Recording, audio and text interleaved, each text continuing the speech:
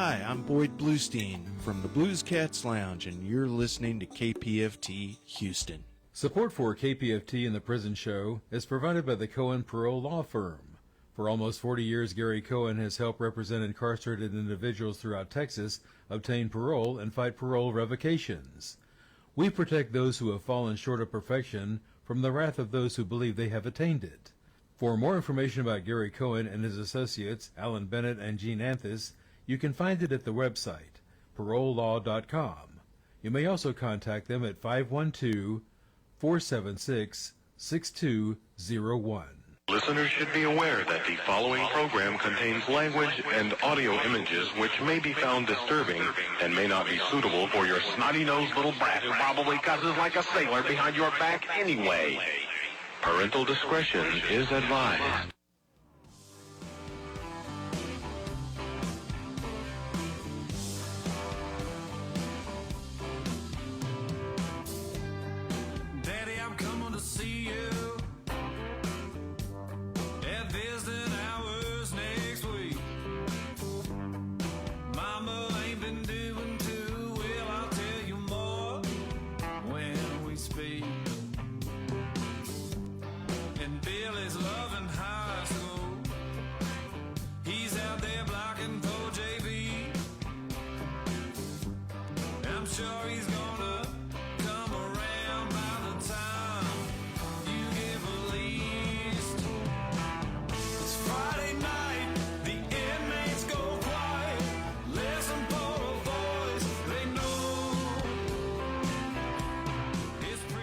It's time to holler down the pipe chase and rattle them bars, because we're going to do a prison show for you right here at beautiful old, historic old, exciting new KPFT Houston, from the heart of Montrose, where we all hope tomorrow will be a better day.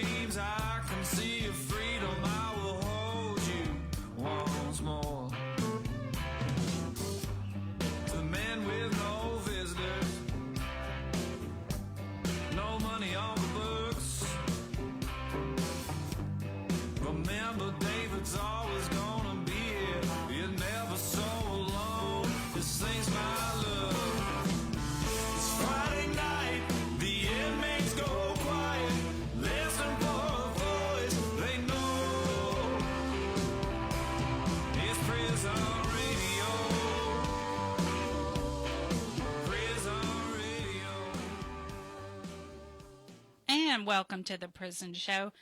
Today is that day, that number, Friday the 13th. Hate it. But it is that day, and welcome to the Prison Show. So, before we begin, I heard one of the Prison Show's biggest fans listens every week. So I want to give a big shout out to Bo at the Styles Unit, A-Pod C-Section. Bo, A-Pod C-Section at the Styles. Big shout out to ya. Thank you for listening. And David, I heard. What'd you hear? I heard we met. KPFT met. Yeah, yep. KPFT met their goal. Woohoo! I know everybody was anticipating another. Anticipation. Yeah, but we're in a quiet drive.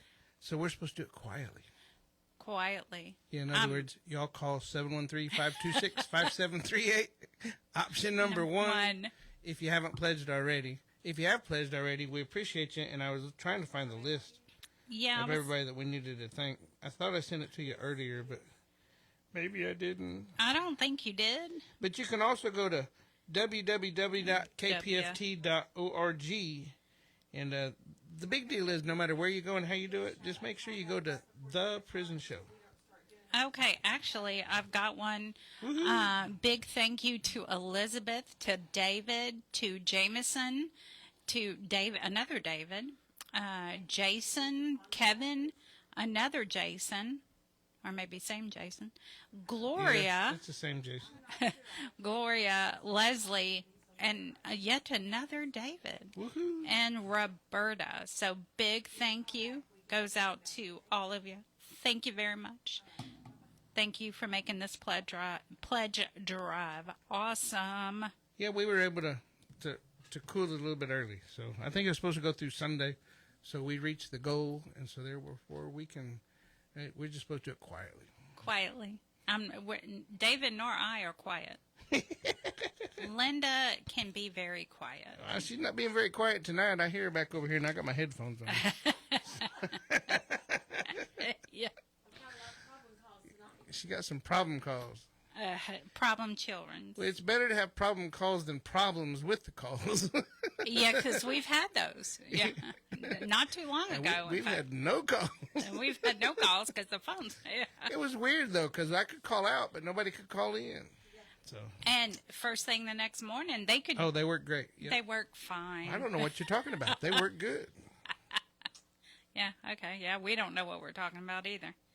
All right. So tonight, David, as usual, has lined up a great show. And somebody told me that I look better when I'm staring right at the camera instead of off to the left. So I will stare at the camera. Here we go. Sommer is here, or will be here, with the Reentry Peer Support Specialist at Texas Harm Reduction Alliance.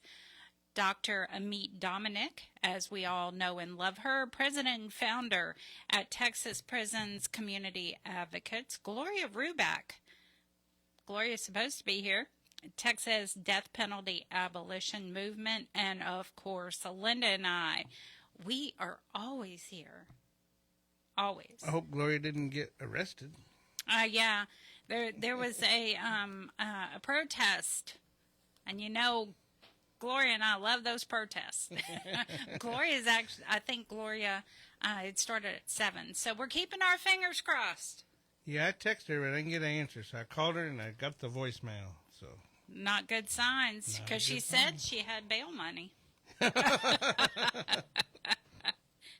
Well, Gloria, we're hoping that you don't need to use that bail money. Yeah, Governor Abbott said FAFO. Yes, he did. Yes, he did. And you know what?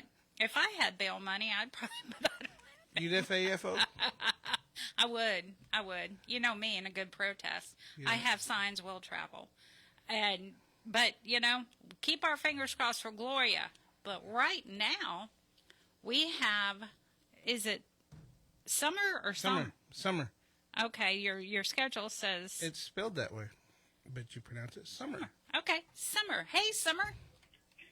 Hey, how are y'all doing? Doing great. How about you? I am good. I'm good. Thank you so much for having me on tonight. Thank you for being here. So what you got for us tonight?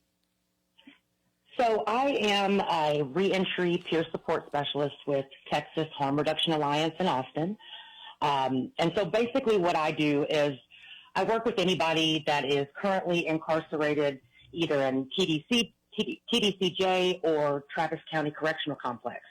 And the goal is I try to meet them before they come home to ensure that they've already developed a plan that's outlined with their goals so that the likelihood of recidivism and them returning doesn't happen. Typically right now what I do is go into the Travis County Jail. I meet most of my peers there through a class that I teach on overdose awareness and how to administer Narcan in the event that they are in a situation where they, see somebody experiencing an overdose, as well as try to teach them how to build their credit and the importance of understanding how important credit is once you have a record or you've been system impacted.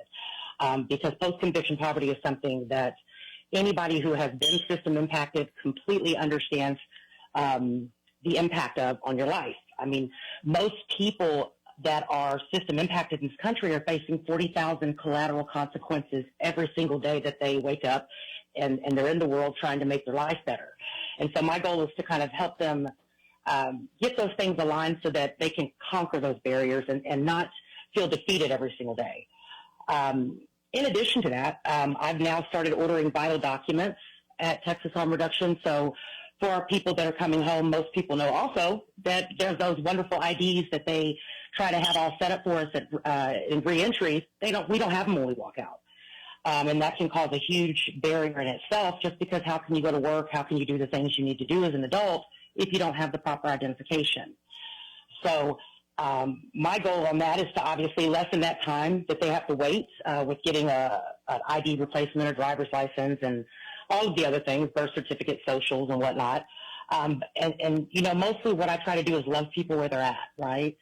I can tell you that as a person who is not only system impacted, but also in recovery, that, one of the biggest mistakes people make is number one, judging people, right? And then also not really taking the time to love somebody and just understand, hey, if you're still in use right now, then, hey, that's where you're at. But if you're not and you want to be sober, then, hey, this is where you're at too, right? And so my goal is to really just, touch people where they're at, really make an impact in their life for the good. My passion for this really fell in line with my own personal story. I am, like I said, system impacted before, but what I realized was that you can come out of prison and have all of the right intentions in place and go to work and go to school and try to reframe your entire life. But something as simple as going to get your own place typically will put you in a position to be back around people, places, and things that really aren't conducive with what we should be around as we're, first coming home. And so for me, I ended up almost losing my life as a result of the only options I had to choose to move with my children. I ended up unhoused as a result of being a victim of a stabbing. And so it left me in a very vulnerable position. And when I looked around in my community, I was like, wait a minute, we have a lot of help getting in prison, but we don't have any help to keep us out of it. And the problem with that is that it's only in the marginalized communities. You have communities filled with, typically Black and brown communities, and they're filled with nothing but opportunities to fail and setups almost, if you will, to perpetuate a generational cycle of incarceration. And so I decided that I had to, be a part of the change. And so I happened to be lucky enough at the time to meet Maggie Luna, who was our executive director at Texas Harm Reduction, and, just decided that was what I needed to do. That was my purpose. That's where God put me at, and that was the work I was going to do. And so, yeah, that's what I wake up to do every single day, is to really touch somebody on a day-to-day basis to change their life. For people that are coming home, if they need to find housing, I can also do certified coordinated assessments for them and try and help them navigate that system, which is a system that offers not only rapid rehousing, but also permanent supportive housing for people that possibly might have a disability or any other situation they have going on that allows them to be on a fixed income. So, yeah, that's what I do over at Texas Harm Reduction Alliance. I'm understanding it a little bit deeper than what surface level thoughts are on it. Harm reduction is much more than, just a needle exchange or, some of the other crazy thoughts. It's actually, making sure people are safe, making sure people have what they need in order to be safe, making sure that they have housing, making sure that they have someone that is there to let them know, hey, you're not alone right now. And we've been through this too. And you can get on the other side of this, and we're here to support you. So, it's crazy. Linda and I, right before the show, we were talking about people who come out of prison and their identities have been stolen and their credit is messed up. And oddly enough, we were specifically discussing 2 TDCJ employees who were just busted from stealing identities from Securus. They worked in Huntsville. So it is imperative that you see about your credit, because credit, that involves everything: housing, vehicle, work, even some work. Employers check your background, your credit score. Some of them, insurance does. Everything does. Absolutely. And it's I'm 46, and what I know is that most of the people in the classes that I teach, you would be just shocked by the number of people who just don't know about credit. And I was like that myself. I did not learn about credit until I came out of prison at 38 years old. And so, what I've learned was that, oh my gosh, I've never had access to buying a home, so I'm just throwing my money away, or I've never had a banking account, or, all of the things that you just don't know because typically you haven't been taught these things. And so you're stuck in this perpetual cycle of just generational poverty.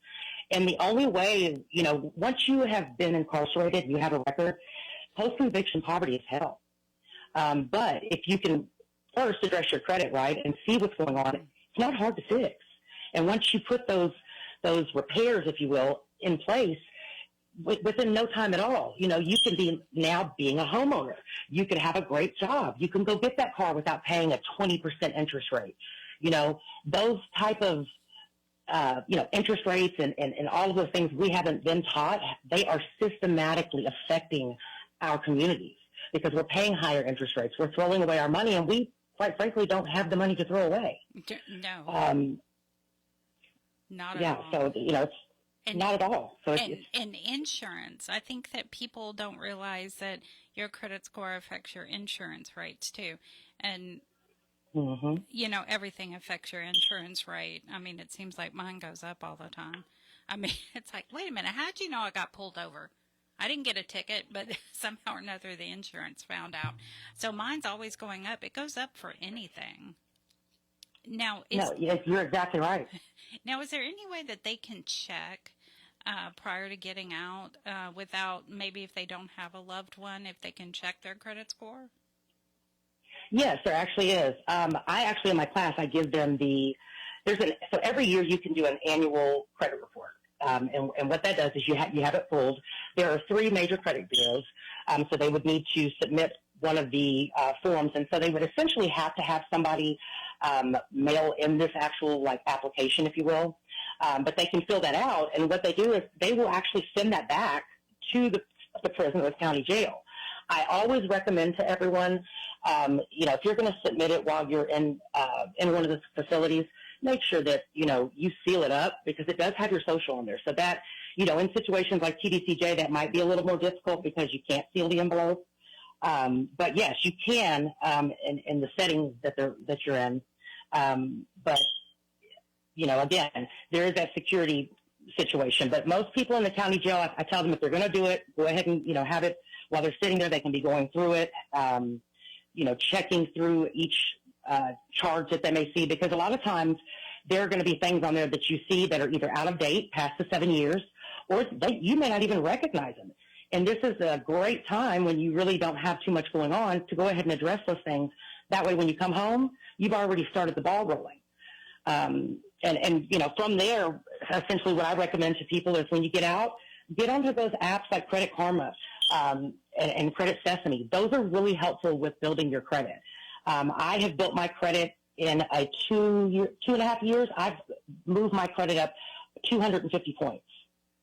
So it is very possible to go from having either no credit or what they deem as bad credit to good or great credit very quickly.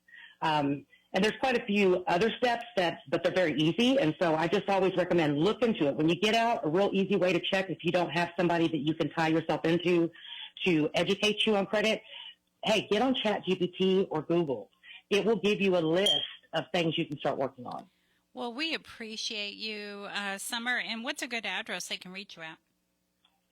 So if anybody wants to get a hold of us, we are at P.O. Box 14443, and that's in Austin, Texas, 78761.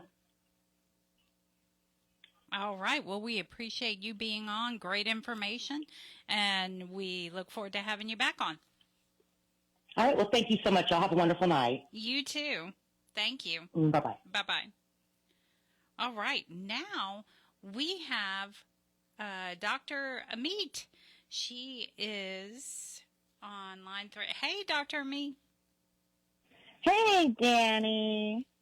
How are you? Good to be here again. I'm better than I was last time. Yeah. A little bit better, so that's good. I know it's just been like a weird year, this whole start of the year, but at least Ocean's over. We are Cindy, and unfortunately, I don't have much good news there. We just didn't get a lot by way of criminal justice, anything through anywhere, and it was really sad how those bills just got held hostage. And even, talking to some political officials, that they were commenting it was one of the worst sessions they've ever experienced.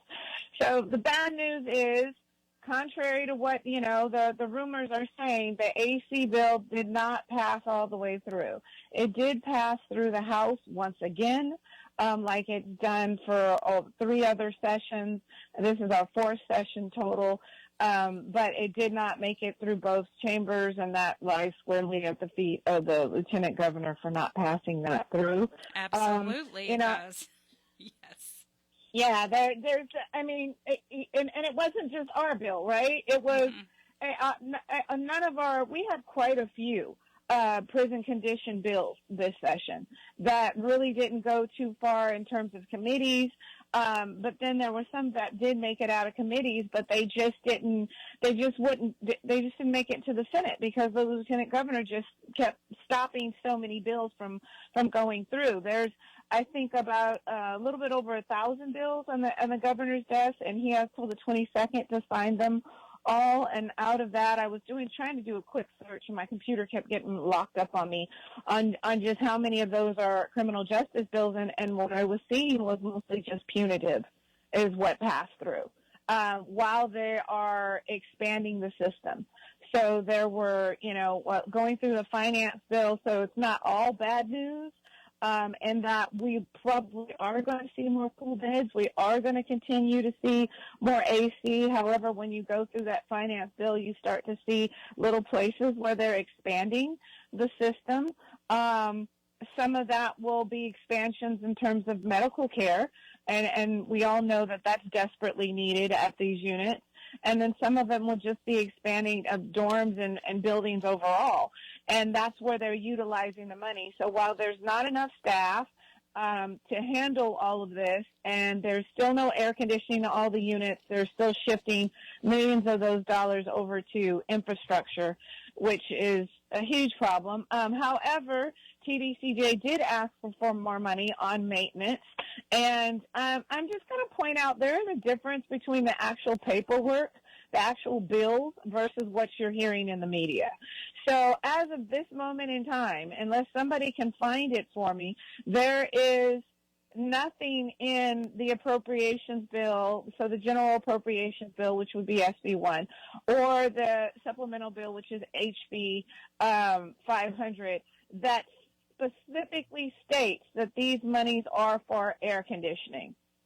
So while the agency is coming out and making a different statement, and while even on the political front there's a different statement that's being made, and that statement is that $118 million will still be utilized for air conditioning, which would create another 16,000 cool beds, I don't find those numbers to add up, to actually bear out at this juncture. So that's what they're saying in the media versus what the actual documents are saying. When I go through the numbers, do I see places where they can utilize more money for air conditioning? Absolutely. They absolutely could do it. However, it just seems to be the case of the political will that they don't want to state that it's for air conditioning, and they don't want to state that there's a temperature standard put in place. So I just want to, mention that again, that the devil is in the details, right? Also, just kind of looking around social media a lot and just seeing what people are saying, what their questions are having. For the officers, for the staff, the AC is for you too. It's for everybody. And just because these bills didn't pass doesn't mean that we stop fighting, right? So we still at TPCA, we still continue fighting. I'm seeing a lot more questions about what is 85 to Stay Alive, what is the coalition. It is a national coalition. So we started this work in Texas specific because there's just so much lack of air conditioning in Texas. However, this is happening across the nation. And so the coalition is in its building phases, right? Where we're trying to basically get unity in this and see air conditioning and humane conditions in the prisons throughout the United States. So that's what that coalition is doing. What do we primarily do? We amplify the voices of the folks that are inside. We amplify the voices of the family members and the struggles that they're having to go through with having to deal with these inhumane conditions. And the goal is to change society's narrative about what it means to be incarcerated, what it means to be an impacted family member, and to change policy so that we have fairer policy. Those ultimately are the goals It's just there's several moving pieces in order to get there. One of the things that's coming up is, of course, during the summer we have our mock cell events where we bring our heated mock prison cell around the state of Texas. We've already had our first event for the year in the Rio Grande Valley area. We'll be in Houston on July 19th. With Texas Federation of the People. It's a collaborative event, so we'll be at the Peace Pop-Up out there on the 19th at McGregory Park. That's at 5225 Calhoun Drive. So that's coming up soon, and of course we book more of those events so people can experience what it's like, so that hopefully it brings about some level of change. And just in terms of the numbers, in terms of how TDCJ is progressing, if the 118 million is used, we're looking at about 16,000 more cool beds.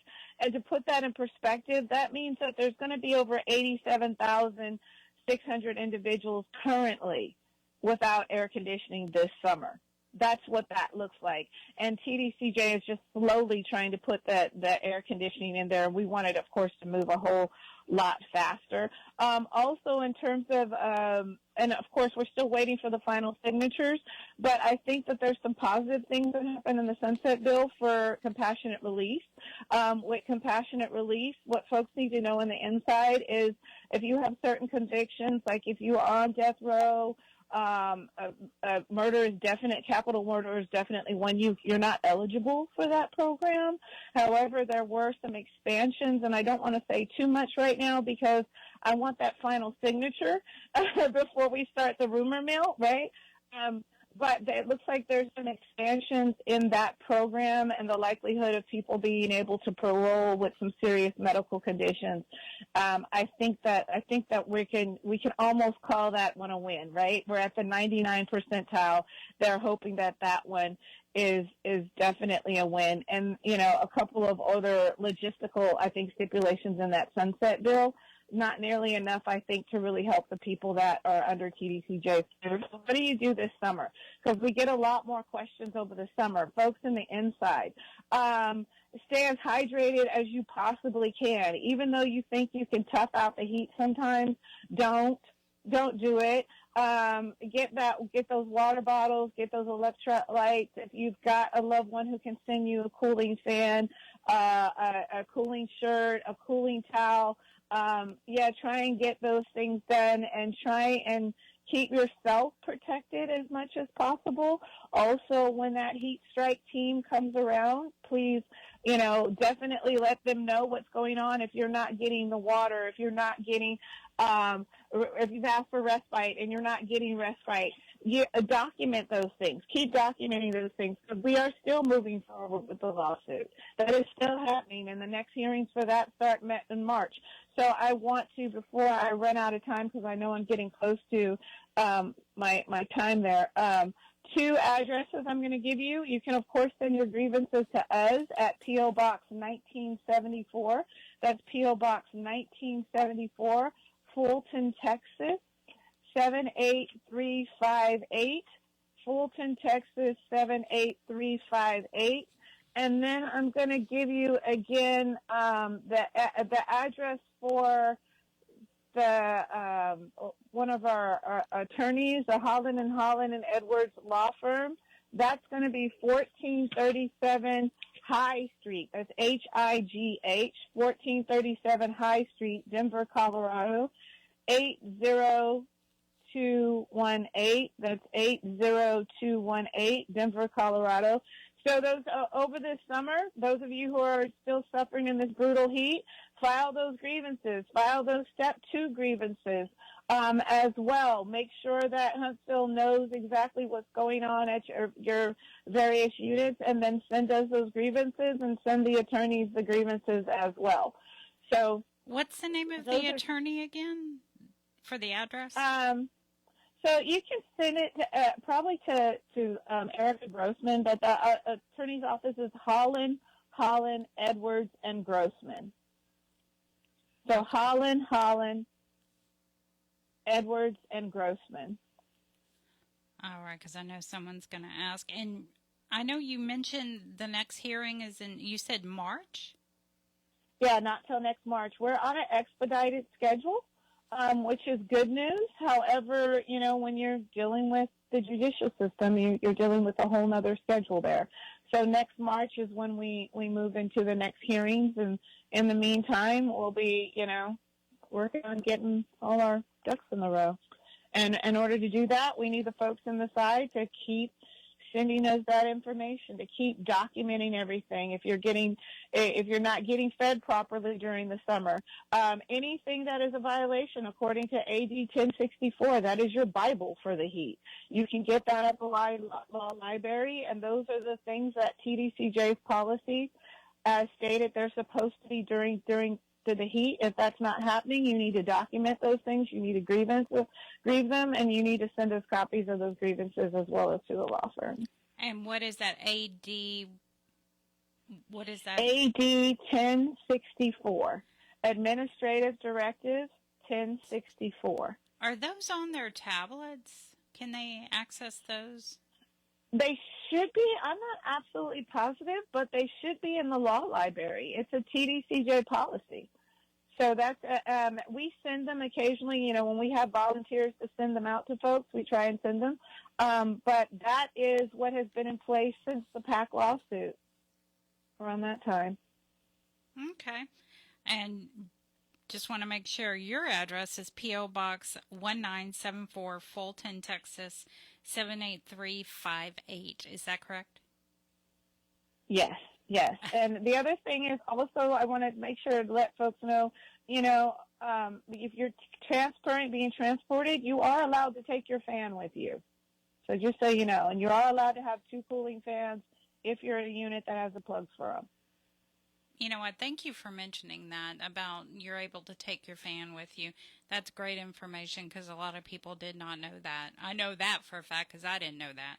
But thank you. Thank you for mentioning that. All right. Sure. Dr. Amite, we appreciate you being on, and we look forward to having you on again real soon. Thank you much. Have a wonderful weekend. Take care. Bye-bye. You too. Bye-bye. And before we forget, we wanted to wish everyone a very happy Father's Day. Happy Father's Day, including you, David. Well, at least you didn't call me a mother this time. No, under my breath, I was really I was calling you a mother. Yes. Yeah. So I haven't heard from Gloria. No, Gloria. No, Gloria. This is not looking good, Gloria. Yeah, she hasn't done that in a long time, huh? I know. That's why I'm kind of worried there. Well, there's one strike. One strike, unless she's otherwise incapacitated. Yeah, she might be trying to make bail. Yeah, she may be. So I hope not. Well, I guess if it accomplished something. You know what? That she is one tough little woman. Let me tell you. Well, all I know is what Abbott said. FAFO. I got a kick out of that. Can you tell? I can definitely tell that, David. Yeah. And you know my thoughts. Well, you could run faster than him. I sure could. Or I could push him. I could push him. Behave. Well, no. No. All right. So I guess we're going to skip right over Gloria. And do you want us to do ours? Well, you can, or we can talk about other stuff if you want. I mean, we got a few minutes. I wanted to bring up the Prison Survival Guide song that we played, Commissaries Necessary by 713 L. Rich. Yep. They said that they were going to send a copy of the book to whoever donated the most. Just a donation. So that would be Jason, right, since he gave twice? I think so. So I think in honor of Jason, maybe we should play the song, and then I'll contact Jason later on, and I'll get his address so that they can give him a copy of the book. Okay. So you want to play that song real quick? Yeah, and Linda can come on down. Come on down, Linda. Go on up in there. Okay. She's funny. If you got people that's locked up, put some money on their books. Know what I'm talking about? Because commissary is very necessary. Everybody locked up that can hear me and see me, man. It's a better day out here. Commissary, necessary. Trying to find out, better read PhD. How you living your best life and your people crying out. Book a visit, write a letter, it's not gonna hurt to take some time out. Commissary, necessary. Trying to find out, better read PhD. How you living your best life and your people crying out. Book a visit, write a letter, it's not gonna hurt to take some time out. Too many young kings get lost in the time. That's why third gave you the game and prison survivor guide. Bro, soul like a mind, fake love will get your line. And it might not be no second chance when you crossing that line. Say to you, tell a bro don't press. Ain't nothing cool by losing time that you can't get back. And when them lights cut out, you gon' see who real. A few letters and calls, but not a silent kill. Achieve all you can, don't let time define you. Read books, live fears, let the mirror remind you. It's a war on the mind, not just for walls. So you gotta stand tall when the free world falls. Keep your soul intact, don't fall for pride. Every move means something, gotta watch both sides. It's more than a verse, a lot of truth that I provide. It's a blueprint, check out prison survivor guide. Commissary, necessary. Trying to find out, better read PhD. How you live your best life and your people crying out. Book a visit, write a letter, it's not gonna hurt to take some time out. Commissary, necessary. Trying to find out, better read PhD. How you live your best life and your people crying out. Book a visit, write a letter, it's not gonna hurt to take some time out. Prison Survival Guide. Written by Prison Survival Guide. Written by Dennis 3RD Richardson. So Dennis is still incarcerated. So he wrote that book, and it's kind of like Safe Prisons, I guess. It teaches you how to do time. And the lady singing that song was 713 El Rich. That's his daughter. So I thought that was pretty cool. You still there, Dani? Dani's not there. You cut me off. I turned the wrong button on. I turned the phone button on instead of your button. I was like, what the hell? Yeah, I tried.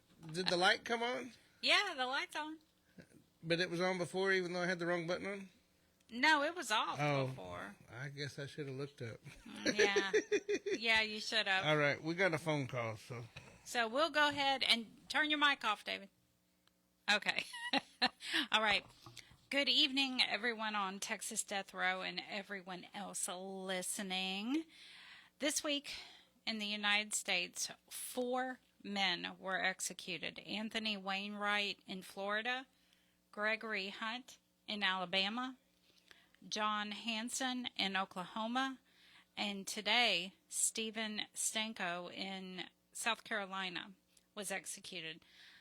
And let's not forget, John Hanson was executed after Trump officials transferred him from federal custody in Oklahoma.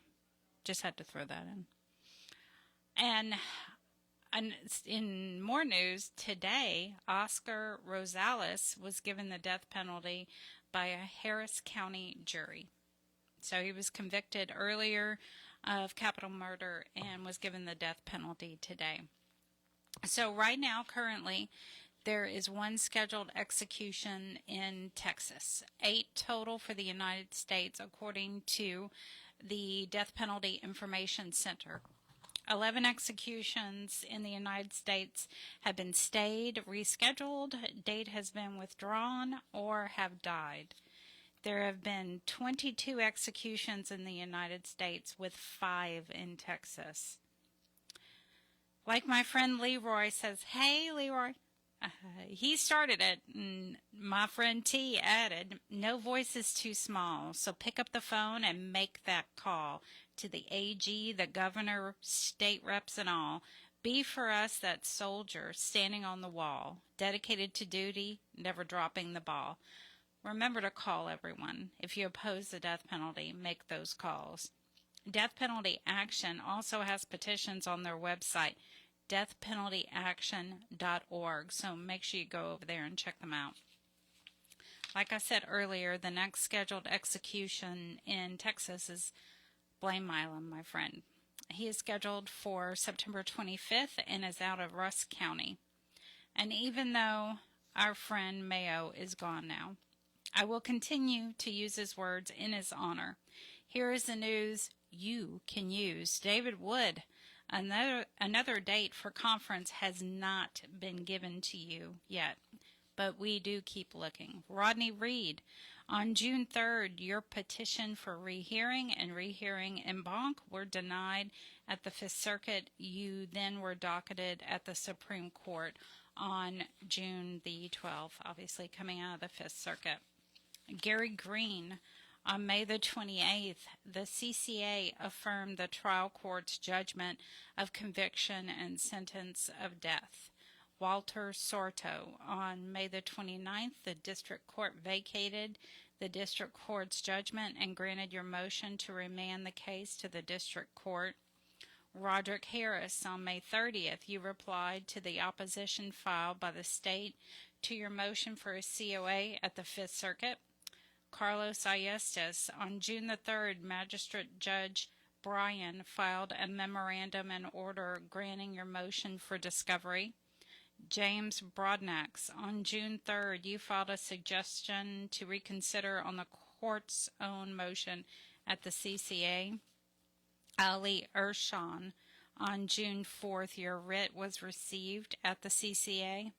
Juan Ramirez, on June 5th, your case was docketed at the Fifth Circuit. Robert Will, on June the 6th, the state filed an opposed sealed motion for leave to conduct discovery. Charles Flores, on June 10th, you filed a suggestion to reconsider on the court's own motion at the CCA. Richard Vasquez, on June 11th, your brief was filed at the Fifth Circuit. And Kimberly Cargill, on June the 11th, you replied to the response from the state on your own motion to alter judgment at the district court. And as a reminder, everyone, we are not attorneys. Just a heads up, we are not attorneys. The information that I get it straight from, I copy verbatim what it says on the dockets. But Linda and I are not attorneys. I think you play one. Sometimes Linda plays one. But even David's not an attorney, although he loves giving advice. He's not an attorney. Yeah, I'm not quite so sure about loving the advice thing. He gives me advice. I know he's freezing me out in the other room. Oh my goodness, it's cold in there. All right, and I think Linda, you have a poem, right? I do. I have a poem by Jimmy Harris at the Wainwright unit. It's called My Missing Piece. I think about you each and every day before I fall asleep, in my dreams and when I wake. You're something amazing, a dream come true, and God knew what he was doing when he created you. For each king, God made a queen, and maybe he made you for me, so that I could walk by your side and you walk by mine, and we can be what each other needs. And to each half, there's another that, when together, makes it complete. And maybe you're missing piece to my puzzle that makes the painting a masterpiece. And if your other half that makes my life complete, I thank the Lord each day for giving me what I need. And each half together makes a whole. That means you're the other half to my life. You're queen to my castle, my heart, my soul. Isn't that sweet? Wait, who did he write that to? I think he wrote it to me. No, I think he wrote it to me. I don't know. I don't know. I don't think he wrote it to David. I don't know. I don't think so either. You hope not, huh? Well, we're fighting over it, yeah. Jimmy. And yes, Jimmy. Do you have another? No, okay. That's only on my phone. I'm going to wait and print it out next week. Oh, okay. Because I can't read it off my phone. It's real small. Oh, okay. All right. Use your fingers and pinch it bigger. Oh. It's hard on an iPhone. It really is. Why don't you read it, David? Where's it at? It's. I'll read it. I'm not scared. You're not scared? It's on my phone. My phone's laying right there by you. Yeah, but you know how much stuff you got on your phone? How do I find it on here? No, Come and open it up for me. I'll read it. No, she'll get it next. Yeah, she'll get it next week, right? Yeah, or next time. Yeah, next time, because it's a long one. Well, like I said, I ain't scared. You're. I ain't scared. I ain't scared. Okay, so while she was talking, Sommer was talking earlier, talking about the credit and other issues when you're coming out. So we have a John Hastings, Region 1. He was at Region 1 program supervisor, and his lovely wife, Ashley Hastings. She worked for Securus at the WIN unit. Both of them have been arrested, and they have been arrested for a whole lot of, mainly stealing identities from incarcerated people. I'm not sure. I think there's so many forgeries and counterfeits and private documents that he got into, and I mean, there's a whole list for him. And he worked in the main area, Region 1 in Huntsville. She worked for Securus at the WIN unit, and everyone knows what they have access to. They have access to all of your information. And she has 1, 2, 3, 4, 5, 6, 7, 8, 9, 10, 11, 12, 13, 14 charges of fraud, ID information theft between $25K and $100K. That's a lot. Yeah. Yeah, so anyway, yeah, they had access to your information. So make sure and I think that's the reason why I kind of focused when Sommer called in, when she spoke about the credit, I kind of focused on that because I knew what had occurred. And, thank you to the troll. Thank you very much, troll.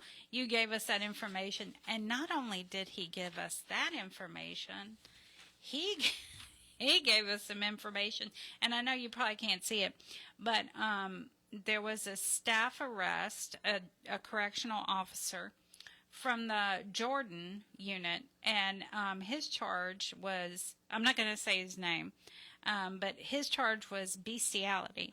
And when they posted his picture, they also posted a picture of I don't know, y'all probably can't see that, but it's his picture with a dog side-eyeing him like, I think it was with a sheep. What? A sheep. That's what the article said.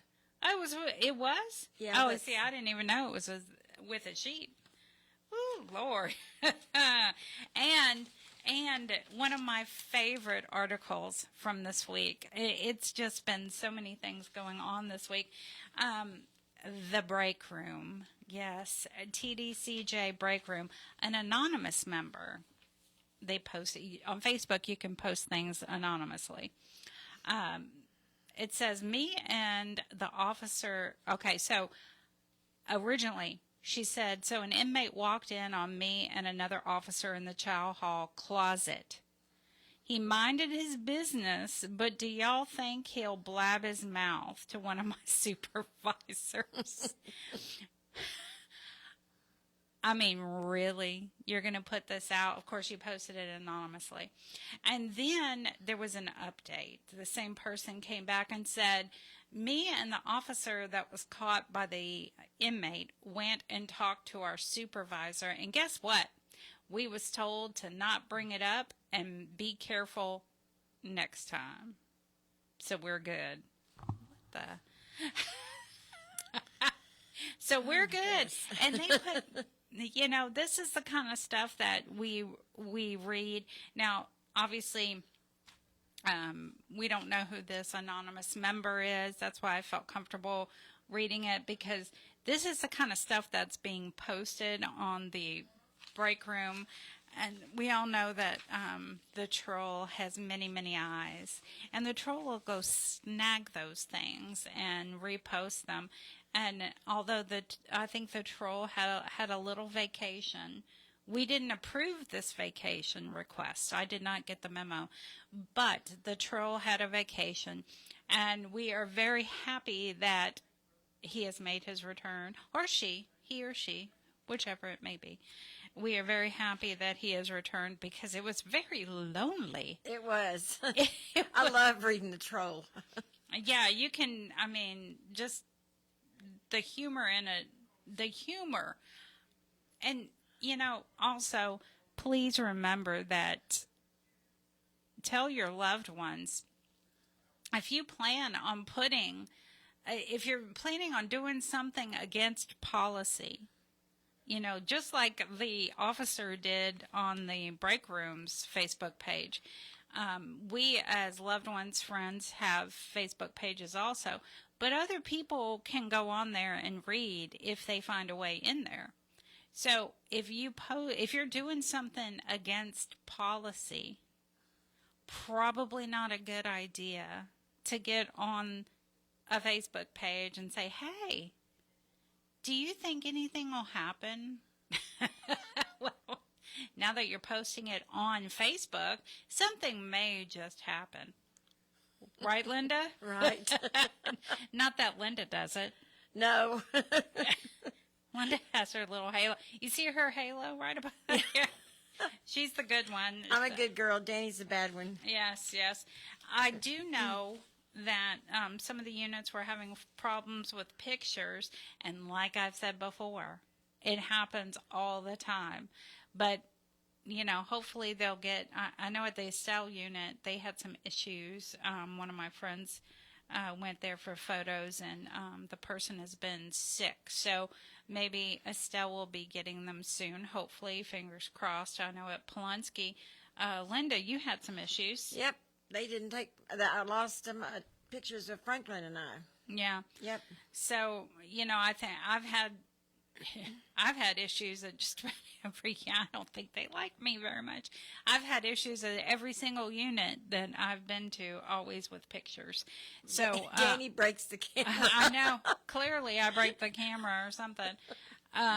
Or they lose it, or they, you know, we lost your photos. Well, that's what happened to yours. Or they send me wrong. Yeah, they send me wrong pictures. Yeah, yes. yeah. Accidentally on purpose? Accidentally on purpose, losing the pictures. Yeah, that's what I think. Oh, we're going to take your photo. I'd rather pay the $3 per photo and get them. Right.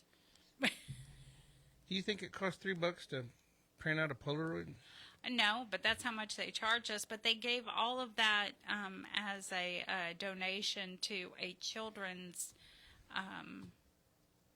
program. So, you know, we were cool with that because we got them. But they weren't even Polaroids at the end. The last several years, they had the photo paper, and it was printed out right there with us. Right off the printer. Right off the printer when it had ink.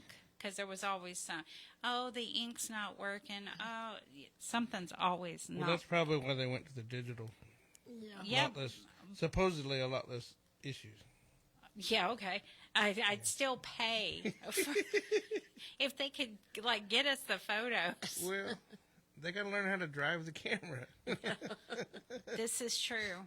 I mean, there's a lot to it. You don't just take the pictures and walk away. Well, she shows us the pictures. Yeah, no, and they're good. No, I think that they take the photos and then they hand the camera off to someone else who uploads them, saves them, and emails them. So there's a lot that goes on. I think the person who takes them and then passes off the camera. Right. So I think that's, you know, it's not her, because the one at Polonsky takes fantastic photos. She's really good. I like her. I always say, don't make me look fat. So she comes up from the top. I'm like, really? Thanks. So anyway, yes, that is what I wanted to say about the photos. And also, as a quick reminder, it's the first full weekend for photos. So it has to be at least a Saturday, Sunday at the beginning of the month. So just keep go on your calendar and make sure that you request your loved ones go out. And this is for TDCJ. Sorry, I'm not sure when other units take photos, or other states. And remember, for TDCJ, to do your PHI form those last 2 years, Just remember to do those. You can keep them for 2 years. You can put as many people on there as you want. You can put 50 if you want to. So just make sure you do that, because no one you love can get your information if you don't put those on there. Put their names. And you got anything else, Linda? Nope. Nothing. She's like, nope. Nope. I have nothing. What about you, David? She's drawing a blank. Yep. She drew that blank. She drew that blank? Yep. Well, I got a song I'll play here in a minute or two. Okay. But I don't know, man. There's quite a lot going on at the units. And a lot going on in other states. I've been getting calls from other guys. I've been getting a lot of letters from other guys. How many letters did you get from other states? Oh, wow. Yeah. We've been getting a lot from, let me pull, this one is Indiana. We've been getting quite a few from Indiana and Oklahoma. We hear from Travis Fletcher a lot. Yeah, Travis is in Lee County, Florida. I was chatting with him. As a matter of fact, I got a letter from him right now, an email. I'm going to have to read it here in a minute. But he was talking about the show. Even though it was on the tablet, it was hard to get started. And, you know, they gave me access. They gave me a page that I can pull up, and it's just like their page. Mm-hmm. And whenever I tried to start it, it did. It took about 26 seconds before the video actually started. But once I was patiently sat there and waited instead of trying to restart it and, you know, all that stuff, I just sit there and let it sit there. Then it started up and seemed to be working okay. I don't know if maybe that time of evening, maybe it's just busy, right? It's just a network. Yeah, maybe. Maybe that's it. Hopefully that's it. Or maybe weather or something. There was a lot of weather, too. So, but it was kind of weird that he was having problems in Florida and I was having problems in Texas. So, put the two together. Yeah. In the meantime, let's take a break. Let's take a break.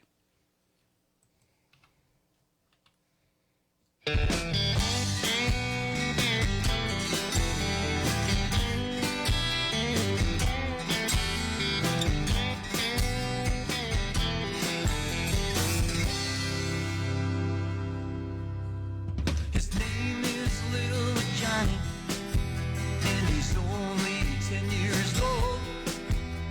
With both eyes swollen shut, his young heart is growing cold. He is afraid to cry or do anything wrong, for fear that he will be beaten, then locked away all night long. 23 hours in confinement with no way out of his cell, no visits or privileges, no hope of leaving this hell. World of incarceration stars every man, woman, and child. The pain it brings leaves no one safe, no place can be found.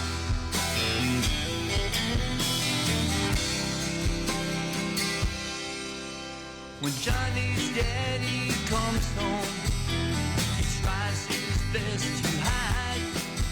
So maybe he will only get one whipping tonight. The sound of his daddy's cursing as he stumbles from the car. He drove home drunk again tonight, back from Kelsey's farm. With booze on his breath, it's Johnny been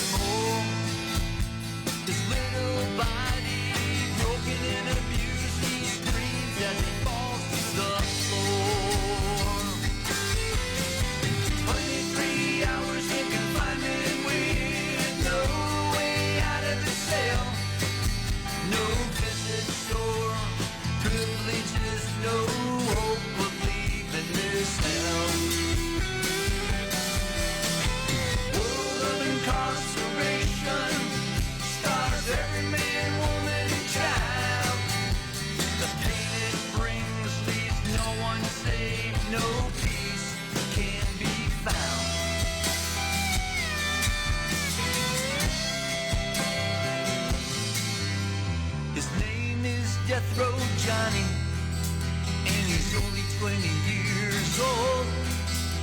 He's serving a life sentence with no possibility of parole. Johnny's daddy taught him well with every scar on his face. Johnny grew up and murdered men, now he's gonna die in this place. 23 hours in confinement with no way out of his cell. No visits or privileges, no hope of leaving this hell. World of incarceration stars every man, woman, and child. The pain it brings leaves no one safe, no peace can be found.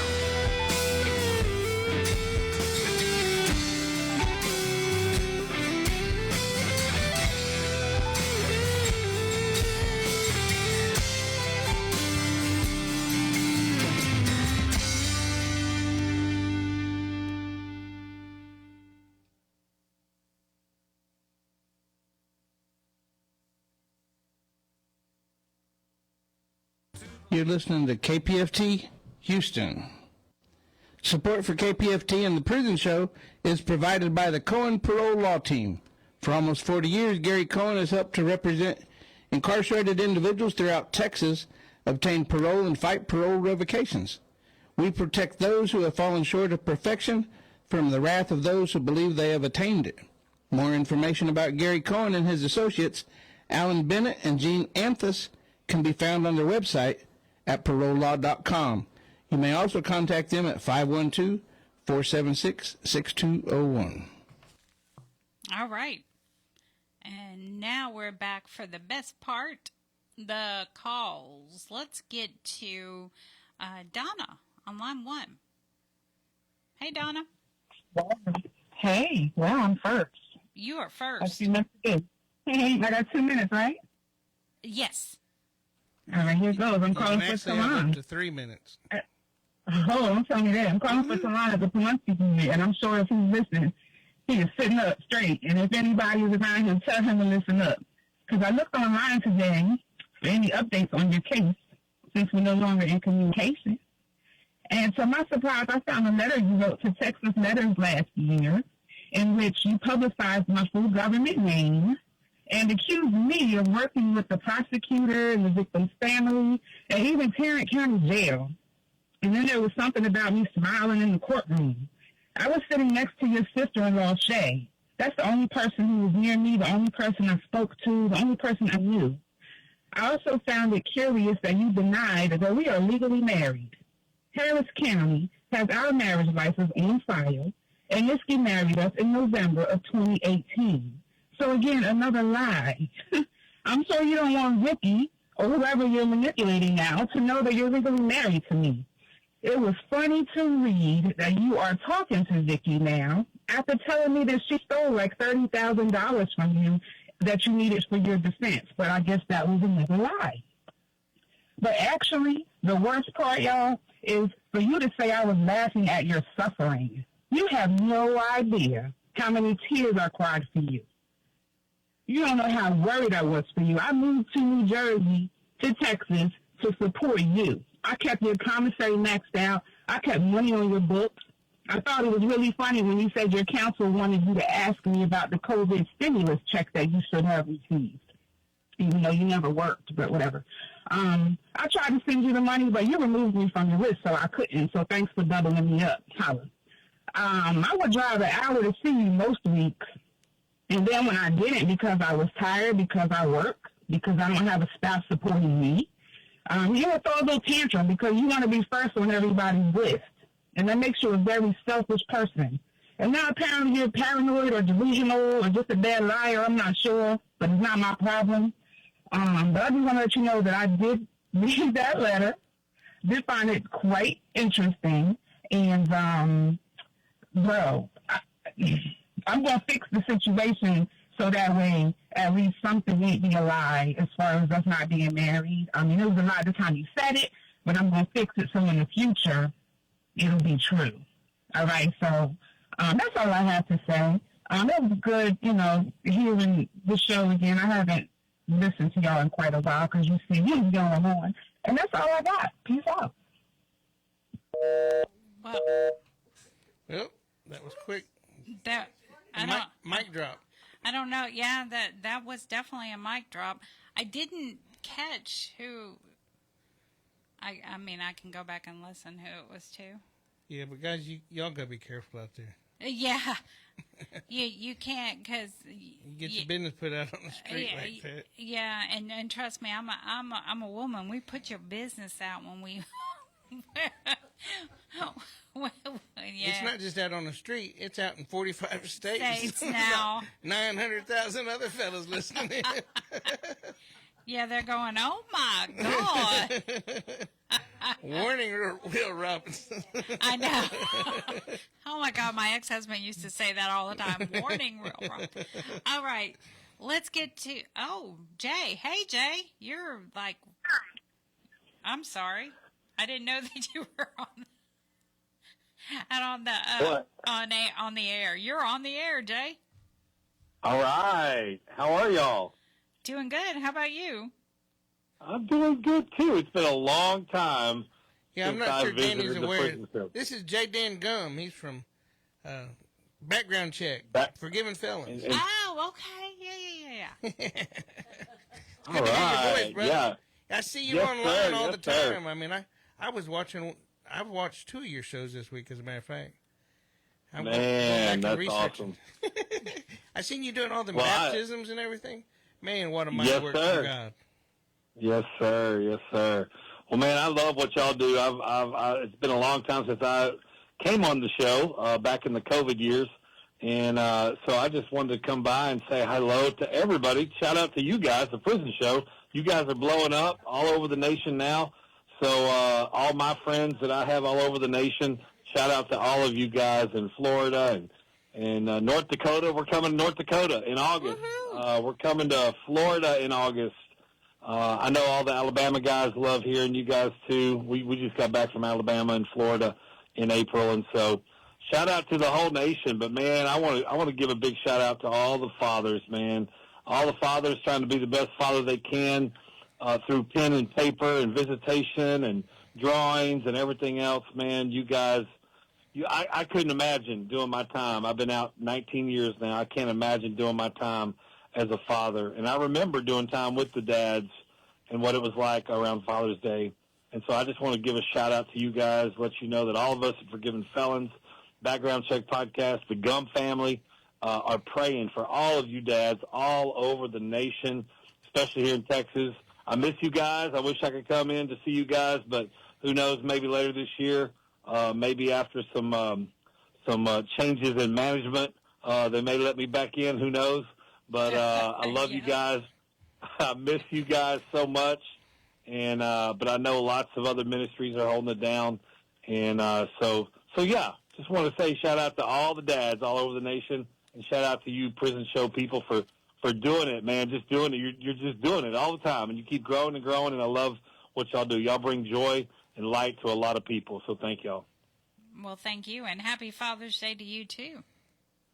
Yes, and I'll forgive y'all for making me follow that first shout-out. That was a crazy shout-out.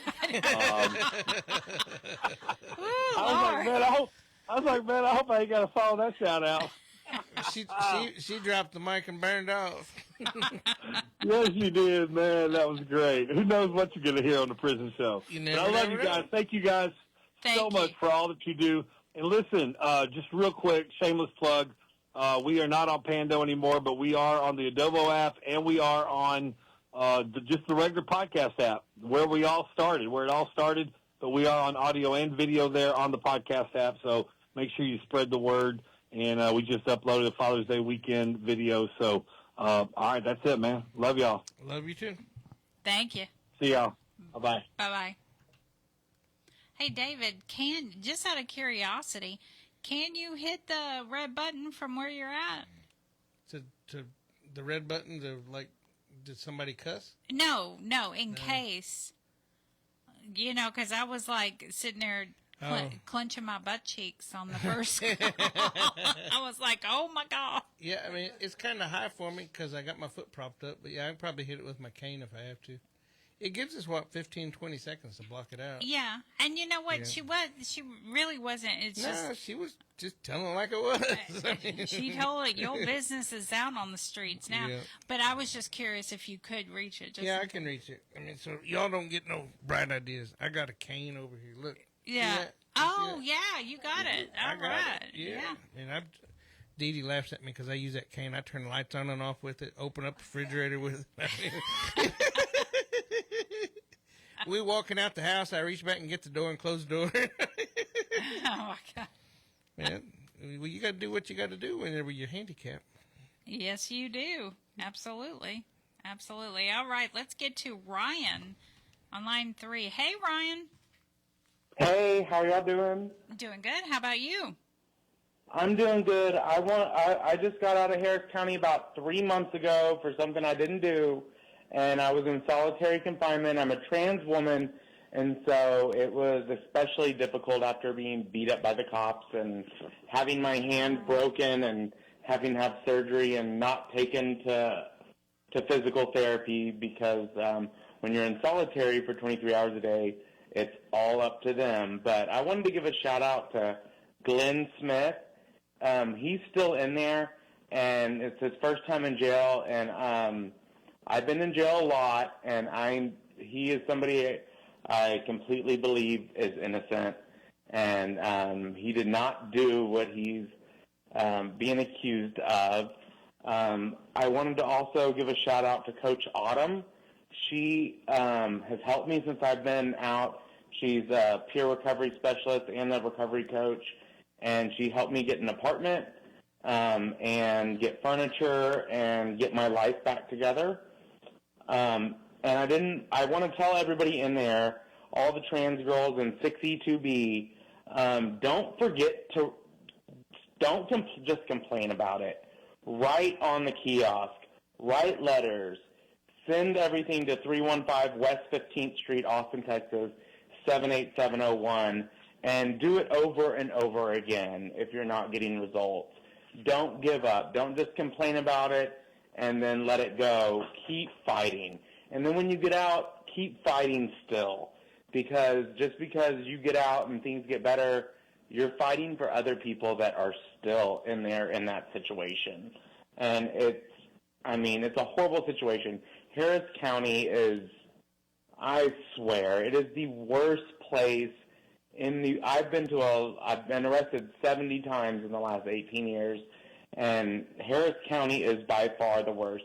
You're just as likely to get beat up by officers as you are inmates, and something's got to change. But if you just complain about it to other inmates and, I'm trying not to cuss, if you just, yak about it, nothing's going to get done. If you get on the kiosk and if you don't get a result there, get on it again and spend your phone calls, your 2 phone calls a week that are free. Spend that trying to connect with someone Monday through Friday, 8 to 5, and ask them for phone numbers to where you can get something done. Because if you just complain about it to people that can't do anything about it, it's never going to happen. Write the grievances, follow it up, and keep your paperwork. Please keep your paperwork. Well, we appreciate you, Ryan, coming on. And what was that address again in case someone didn't get it? 315 West 15th Street, Austin, Texas, 78701. They're the compliance board that handles all the issues in the jail. Like whenever I have 18 physical therapy sessions scheduled, and I still have no use of my right hand because whenever they were supposed to take me to the hospital trips was at 5:30, and their shifts get off at 6 a.m., and they just said, no, we're not going to do that because we want to get off right at 6 a.m., and they would have gotten off 30 minutes later if they would have done their job and taken me to where they should. And I was in solitary because I was trans and because I had a cousin that worked in the same building, and there was a 30-year-old that died in December of a heart attack that had been dead for 6 hours, and officers passed by it over and over and over again. And if they would have just done their job, they could have saved that person. And that happens every day in Harris County, and it's not on the news. You have to look it up on a special website to find it. But people die every day in 1200 Baker and 701 San Jacinto every single day. And if you are in a unit where that happens, write to these people that can do something about it. Don't just complain and say, oh, that's messed up. Write to these people, and write over and over again until you get a response. Tell your friends and family, write to these people, because something will be done if, you get a hold of the right person. Don't give up. Stay strong. And all my trans girls are there. Please stay strong. I know how hard it is to bear. And, yeah. And if any of you want to write to me, my address is 2737 West Oak Circle East, Pearland, Texas, 77584. And I look to hearing from you girls, because I've seen a lot of y'all out here on the streets, and then a lot of y'all go back in for the same thing. Don't get caught up on the same thing. Don't get in cars that you don't know, and change your life. Go to Santa Maria and get you an apartment and do the right thing. Well, thank you, Ryan, so much, and we wish you all the best of luck. And y'all gave me such support while I was in there. My family never called in, but I listened to all the families that did, and I felt like they were talking to me while I was in there.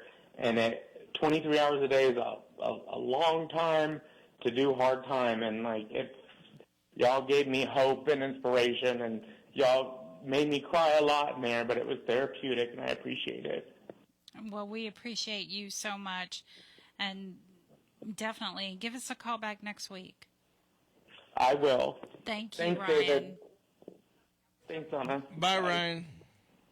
Bye. Okay. I kind of want to cry now. You don't have a tissue? Yeah, he made me cry when he called her. Linda's crying.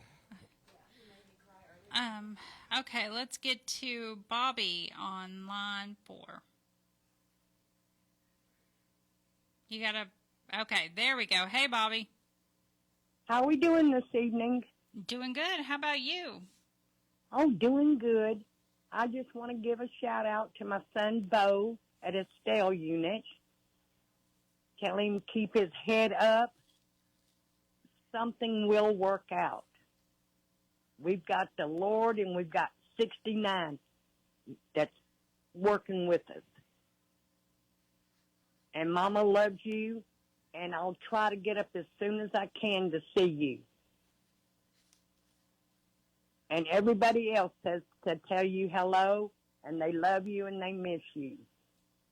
And you have a good night tonight. Mama loves you. Bye, baby.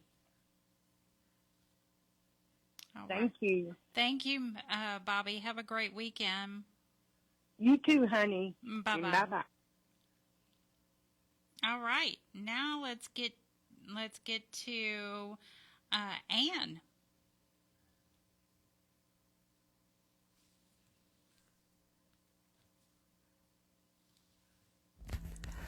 Hello, precious one.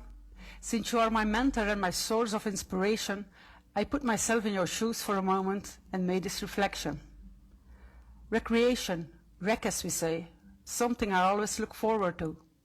Time to escape the oppression. Time to fill my lungs with oxygen. Time for personal contact. Time to keep my fitness up. But also time to enjoy the simple things. Magical moments between me and another unattainable creation. Sometimes I look up at the sky and suddenly I discover a small, elegant silhouette flying through the air. It catches my attention. I'm in the moment, overwhelmed by questions. Am I the only one who notices you? Are you aware that you are the subject of my thoughts? What's your destiny? Are you aware of the extraordinary gift God has blessed you with? Are you aware that you can oversee the world? Are you aware that you have the free choice to be part of it or to transcend it and feel closer to God? I realize that your world is very similar to mine. Some birds flap their wings nervously. Others move gracefully and controlled. Some fly aimlessly. Others are well aware of their purpose. But the birds I admire most, well, those are the birds that let themselves drift carefree on the air currents, curious about what the flight has in store for them. I wonder if that bird is aware that in all its simplicity, invisible to most of humanity, it affects me so much. My love, you taught me to enjoy the little things in everyday life and to put things into perspective. Thank you for that. Hope you liked it. Love you, your woman. All right. Now let's get to Diamond.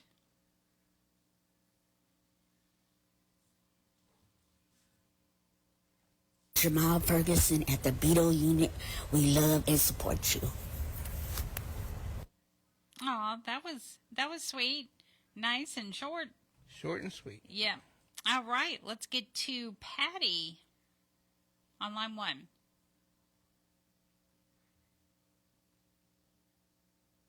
Hello? Okay. Yeah, Patty here. Hey, Patty. Hi, Linda. Hi, David. Hey, Patty. I'm doing okay over here. Amen. Hi to Beto. Mijo, wanted to say I really enjoyed the visit. I know Stephanie did too. We had a great time, and we got home safely. Thank God for that. I think we're going to go fishing tomorrow. I don't know how much fish we'll catch, but we're not very good at it. But at least we try. Anyhow, I'm getting therapy on my shoulder and my neck, and I think it's really working. So I feel better, mijo. I hope you're doing okay. I think your mom's going to come up this next week, and I'll come back in July. I love you and miss you. Happy Father's Day to all the fathers out there. God is with you. Keep your heads up. I love you, mijo. Keep smiling. Bye, guys. Have a great weekend. Bye, Patty. Thank you. All right. Now let's get to Carmela.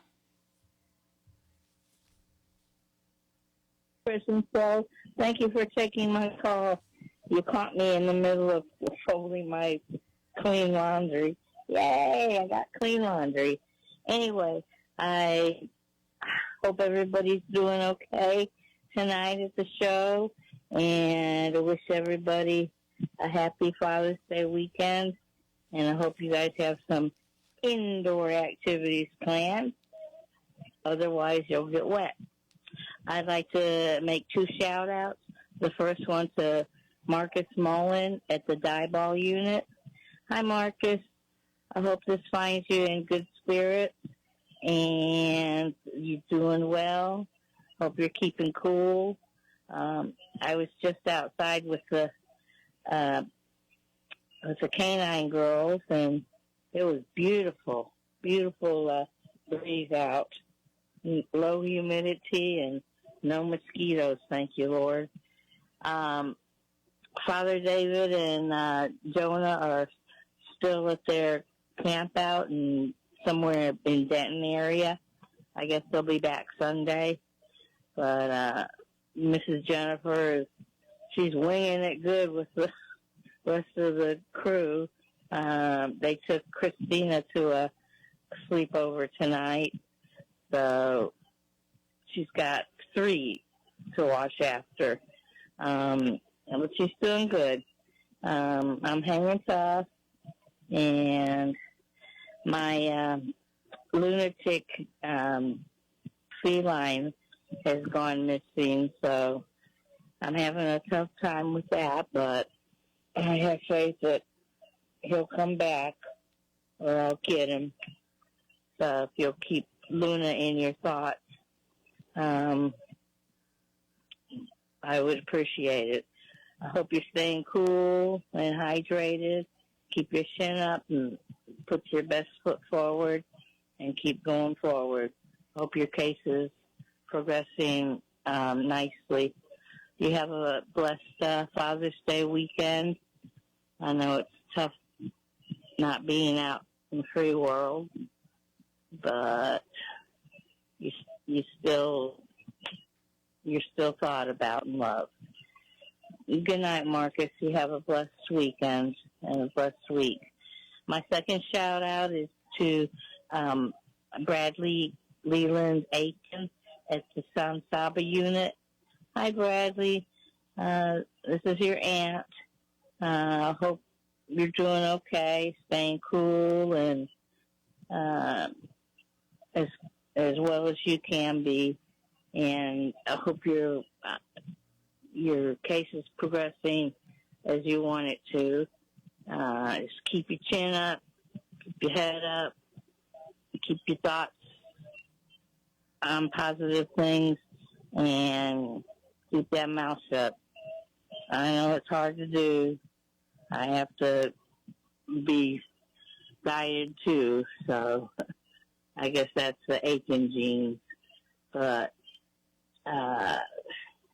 hope you're doing okay. Just know that you're loved. I do love you and think about you daily. I look forward to Fridays when I can call and say hi to you. Just know you're loved and thought about. And just have a good week. Your brother Ben has a birthday coming up, so, and I'm ashamed to say I didn't get a Father's Day card out to your dad, but he understands I'm slow. So, just letting you know that I love you and take care. So I talk to you next time. Good night, Bradley. Good night, Prison Show. Thank you for all you do, Traveling Grace Home, and to all the fathers on both sides of the walls. Have a blessed Father's Day. Thank you. Good night. Good night. All right. Now let's get to Jennifer on line 5.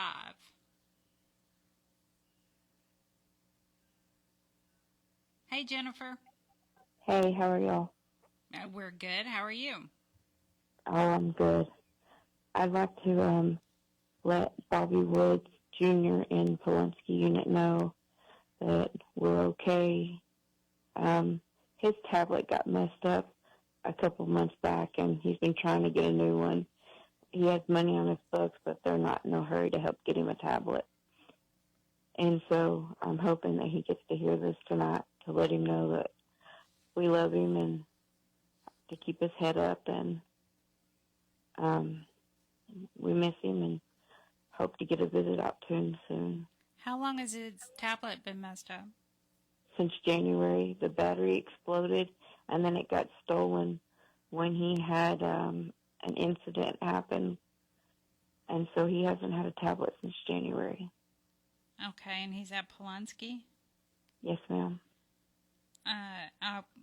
I'll see what. And he has money. He has money on there to buy a new one. I gave it to him. Okay. All right. Well, thank you so much. I'll see if I can help. Okay, thank you. Thank you. Bye, you guys. Y'all have a safe trip home. Thank you. Have a great weekend. You too. Bye-bye. All right. Now we have Ave Maria. Ave Maria.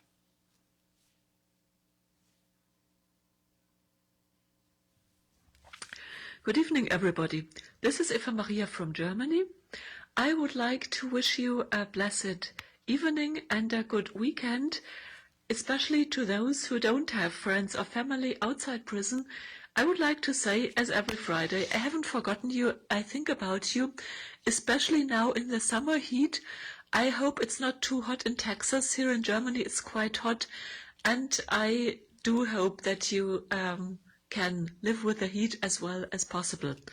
Have a nice evening. Goodbye. All right. Now let's get to Lydia on line 6. Hey, Lydia. Hi. Hey, Dani. How are you, Dani? Good. How are you? I'm doing good. I'm doing good. We got some good rain yesterday. I know Beth was told me that up at the Polensky it's been raining and raining and raining and raining. And raining. Yeah. Yes. And Houston also? Yes. Yes. Yes. Yeah, we got a good storm last night. It did some damage. I was watching the news north of Donna. Yeah, it did. Winds were up to about 70 miles per hour. So there was damage up in Donna.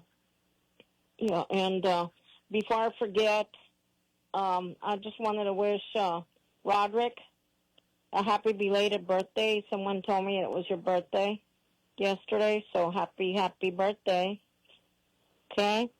And I want to tell Beto that we did not go to Westico. We went to Donna because somebody called Jorge up, because of the damage that was done. So we went over to Donna, and we didn't eat in Westico. We ended up at Muelle. On the way back from Donna, we had Muelle 37 here on Olana. There's a new one right in front of, almost on McCall and Nolana, close to the house. But maybe we can try that place later, mijo. We definitely will try it. Okay? And Tina said that she will get you a picture. She had already thought about you. And the concert isn't until tomorrow, but they left today, and they were in League City, I think she said. She said Mike's night out was going to a gym in League City and exercising. So they were at some gym exercising. She said, that's our night out. I said, okay. But they'll be at the concert tomorrow, mijo. Okay? And you take care, get some rest like I told you. And Beto told me that there's music now and movies and all this kind of stuff. And I told Beto, well, tell the guys not to watch too many. I mean, being on those tablets all day and watching movies isn't all that good for your eyes. It's like the people on the phones all day. That's all they do is just be on this phone all day. Mm-hmm. And, yep, it's not good for you. Okay, so you guys take it easy on that. Okay, and know that you are in our thoughts and in our prayers. And that we love you guys, okay? I love you, Poppy. Get some rest. Good night. And good night to you all, to Linda, Dani, and David. Who else is there? No one. That's it tonight. We got a skeleton crew. Yeah. Okay. Well, if I lived up there, I definitely go help you, but it's too far. It's 5 hours, Houston? Yeah, 5-6 hours. Bueno, guys, you guys have a good night. Get some rest. You're always welcome, Lydia. Thank you, David. Bye. Bye-bye. Have a great weekend. Oh, and happy Father's Day to all the guys. Happy Father's Day, and to David, happy Father's Day. Thank you. Okay? Good night. All right, now we have Jewel.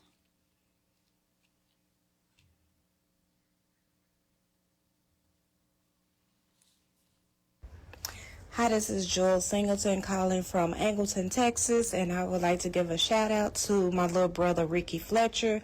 He is locked up on the Ferguson unit. Today is his birthday, and I would just like to say happy birthday, little bro. Love you. Okay, how about Caitlin?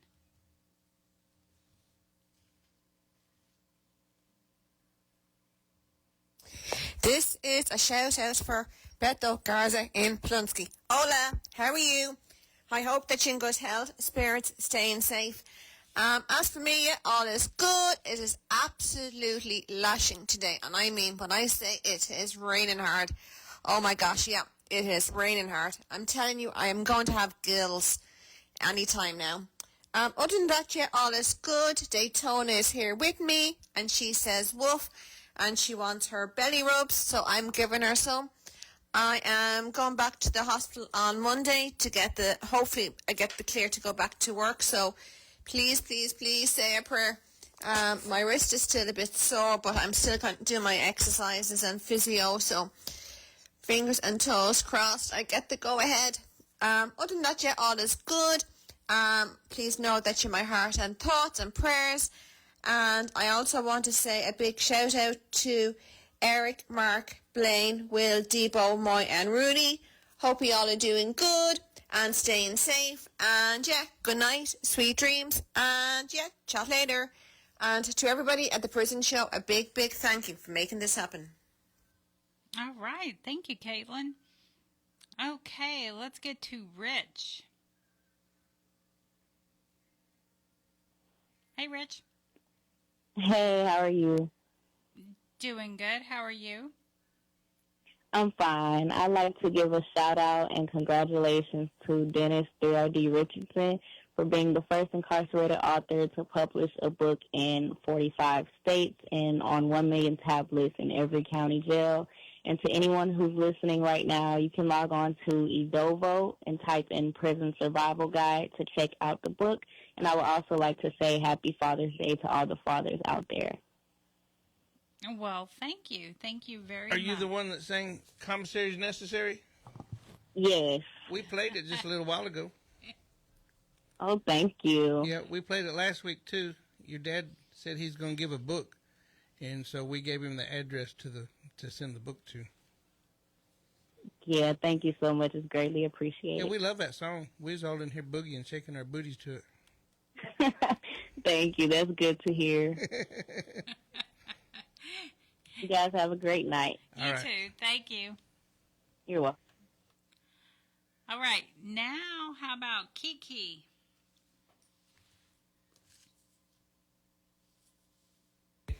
Hi, this message is for Rodney Reed at the Plonsky Unit. Hey Rodney, it's Kiki. Just calling to let you know I'm doing okay. We're out in Oregon right now. Having a good time. We went to the falls yesterday. It was really neat.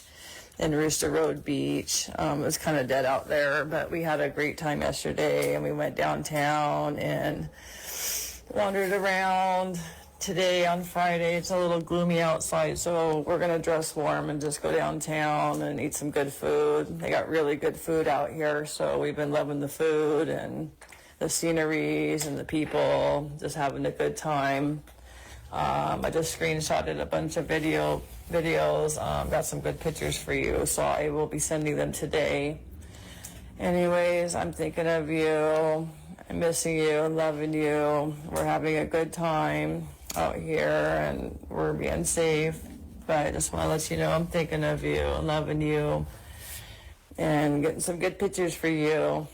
Anyways, I hope you're doing good, hanging in there and staying strong, keeping the faith, and of course thinking of me. I love you with all my heart, and you're always on my mind everywhere I go and whatever I'm doing. I love you, Rodney. Have a great weekend and have a good week. I hope to hear from you, and I'm still waiting for your call, so you need to call me. I put the money on the call thingy, so you can call me. Anyways, I will talk to you again next week. I love you. Thinking of you. Talk to you soon. Thank you, Prison Show, and everybody out there listening. Hope you guys all have a great week. Bye. Okay, how about Jenny? Hey, Jenny. Hi, this shout out is for my cousin Bethel. It's me, Jenny. I just wanted to call and say hello. I know that you know that me and Tina went to the Coldplay concert last week, and we had a good time, and I think she's in Houston this week for another concert. But I hope that you're doing well, and I think of you often, and I think you guys have been getting just as much rain as we have kind of all over Texas. But I hope everyone's doing okay, and I pray that all the fathers have a good Father's Day or the best Father's Day that they can have. And I just wanted to call and say hello, Betito. I think of you often. I just pray that you're doing okay, and I hope you have a good rest of your weekend, and I hope you guys enjoy watching the movies on your tablets. I think your Mom said that you guys are able to access some tablet movies and stuff, so I think that's pretty awesome. But I do agree with the time. I spend so much time on these social media. I set a timer on my phone now for like 2 hours a day, and then it locks me out of all my social media. So, but anyways, thank you for the prison show and for all you do. It's much appreciated, and I hope you guys have a good night and a good weekend. Same to you, Jenny. Bye-bye. Bye-bye. All right, let's get to Lau.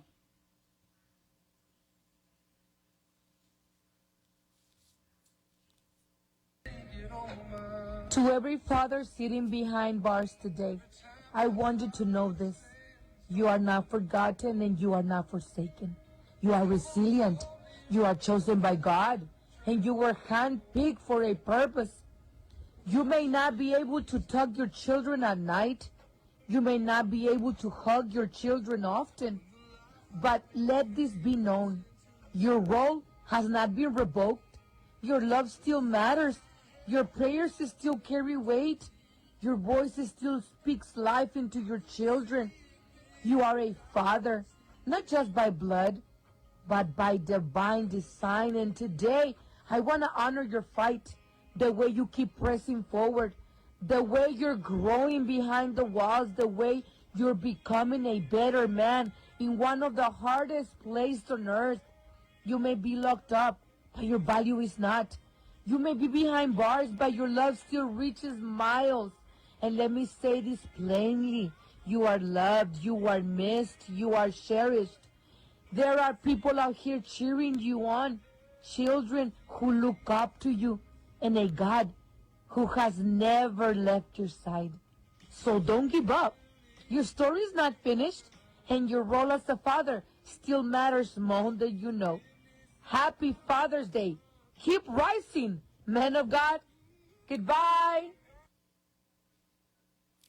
All right. Thank you, Lau.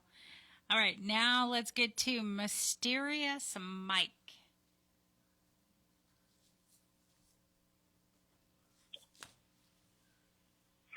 Hello, this is Mysterious Mike doing a shout-out for the prison show. Here's my shout-outs. The guys of Texas, Guy Alexander, Jamie Cuppett, Stephen Russell, Stephen McGee. Shout-out for Philip Perez. Shout-out for Yvonne, Matt, Thomas, Edward Reeves, Adam Wilkerson. Shout-out for Aaron Vasquez. Shout-out for Haas. Shout-out for Keith Money. Costa wants me to do a shout-out for Payday. Shout-out for Oz. Shout-out for Curtis Robertson. Shout-out for Blaine Milam. Shout-out for Bill R. Sims. Shout-out for Raymond Lee Cart. And a special shout-out to Clarence Lee Bowman. Hopefully you're doing much better. And I hope everybody enjoys Flag Day tomorrow. Wave the American flag. It was adopted 1777. June 14th, 1777, the Stars and Stripes was adopted for the United States. Enjoy Flag Day. And if you want to continue to write to Mysterious Mike, you can do so in the care of David Collingsworth. And now back to the prison show. Adios. I guess we need to give that address in case you want to hear from Mysterious Mike. It is 226 Chipmunk Trail. Shepherd. Oh my God, I went blank for a second. Shepherd, America. 77371, also known as Shepherd, Texas. 77371. All right. Sarah.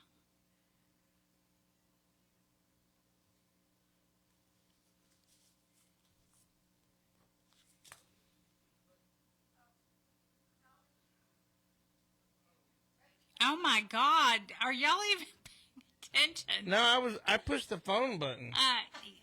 I was waiting on Linda. I said, Linda, did you push the button? Well, one of y'all got to. I got it.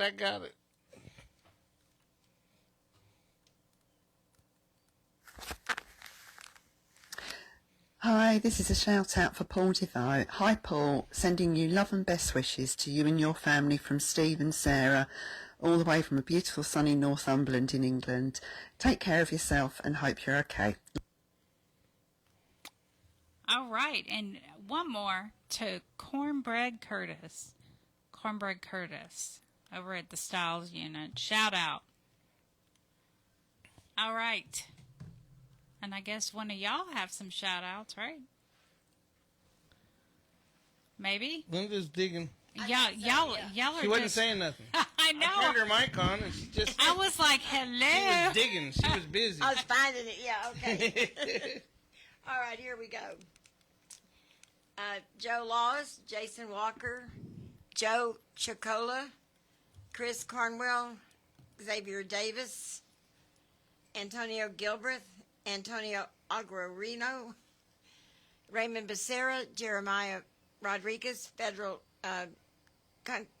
Correctional Institute in Beaumont, Texas, Tyler Adams, Robert Roberson, Robert Satterfield, Robert Solis, Lucky Ward, Ronald Haskell, Gary Green, Franklin Davis, Micah Brown, Jaime Cole, Blaine Milam, Paul DeVoe, Marcus Drury, Pete Russell, Will Spear, Carrie Allen, Britt Bukowski, Christopher Turner, Larry Hatton, Bill Sims, Iron Thunderhorse, David Wood, Walter Sorto, Gregory Allen, Curtis Robertson, Midget Titan, Paper Cup, William Owen Sr., Stephen Curry, Charles Thompson, Travis Fletcher, Edward Holland, Dennis Price, Joel White, Talon Carter, Charles C. Bolton, Joshua Robert Lau from Phoenix, Maryland, DeCam Deal, Boyd Unit, Tyrone Williams, Wayne Scott, Trinity Morton, Iowa Park, Frederick A. Young, Newcastle, Indiana, Cody Lloyd, Sheldon, Washington, Terrell Rogers, Nacogdoches, Texas, Jimmy Harris, Wainwright Unit, Juan Segura, Lawton Correctional Facility, and David Duran, Michael Unit. Ooh, that list is getting long now. Have a good week, guys, and happy Father's Day to all you fathers. All right. Now, I want to give some shout-outs to two of my good friends, Farron and Blaine, T, Big Head, Jason Thornburg, Quick at the Estelle Unit. Let me clarify that. Quick at the Estelle Unit. Larry, Britt had a great visit with you last weekend, as well as T, of course.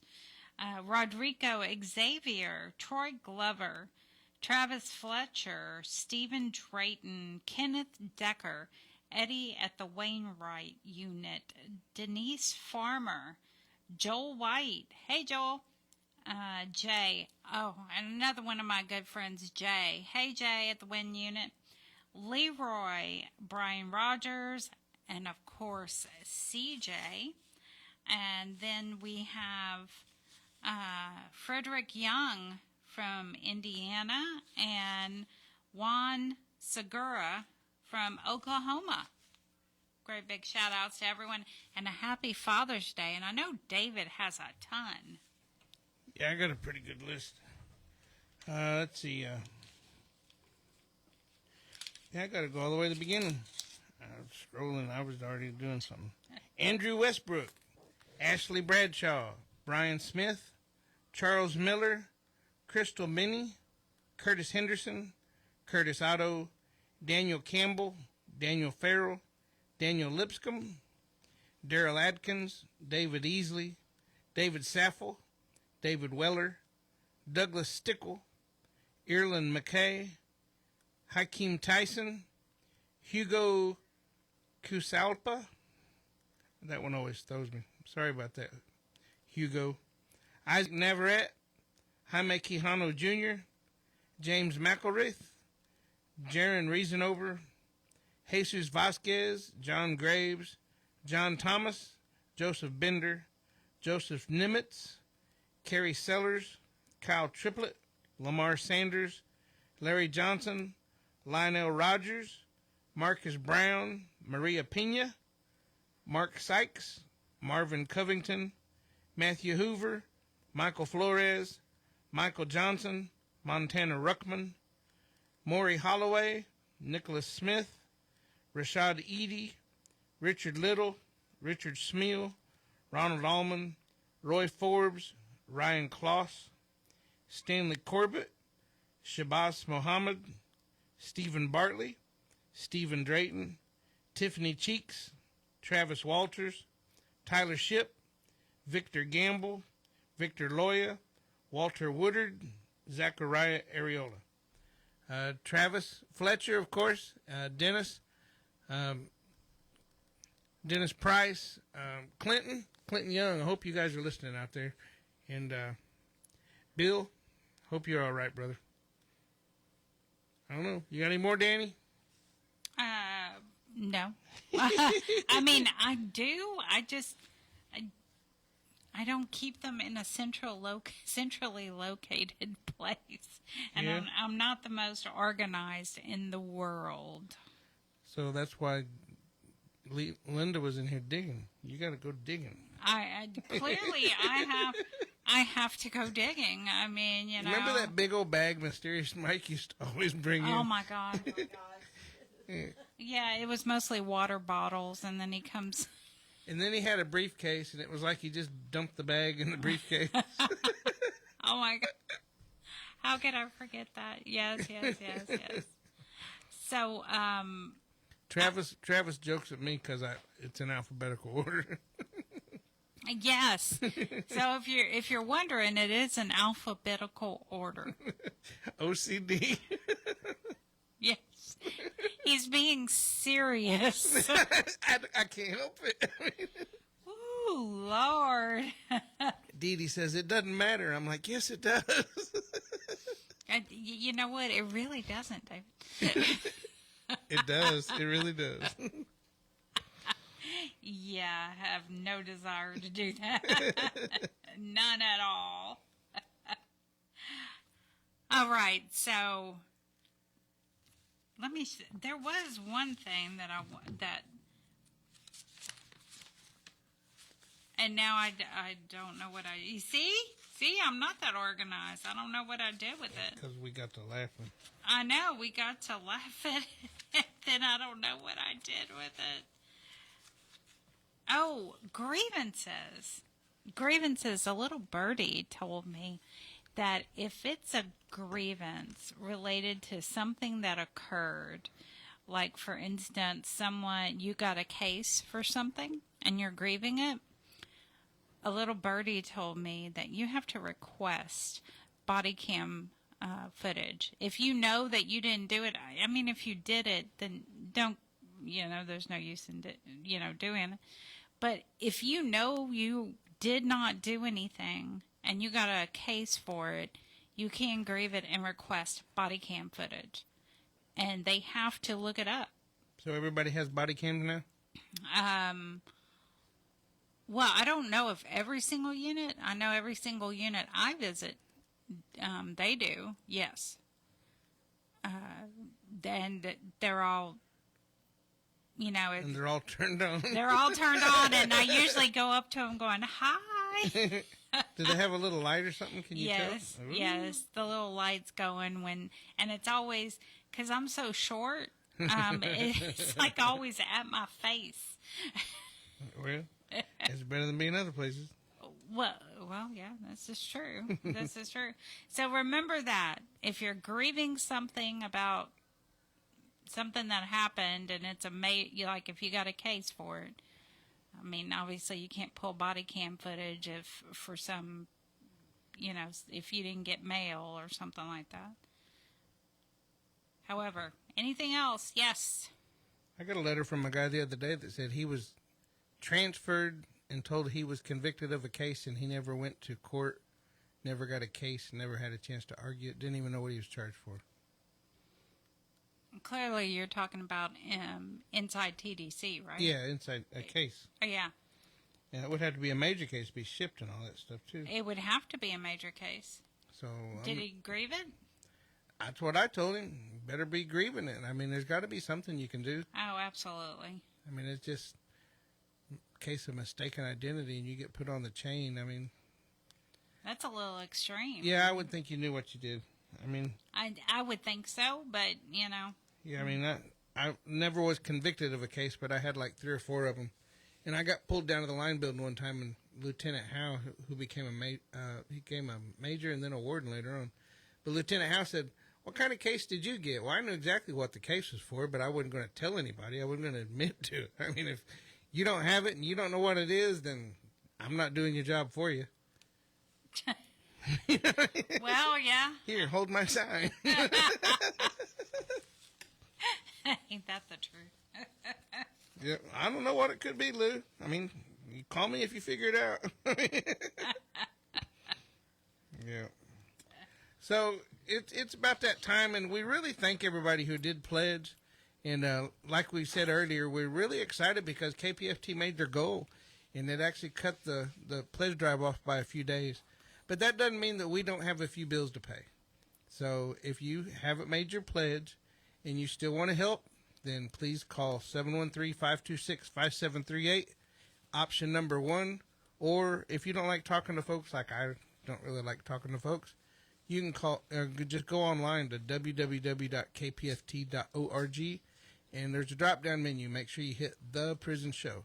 And if you do call, and the people, whenever they answer, don't say you want to donate to Prison Show or the prison program. We are The Prison Show, and we're under the T's. So, were you waving at me, or were you saying bye? What are you saying over there? Me? Yeah, all I could see was your little pom-pom going on over there.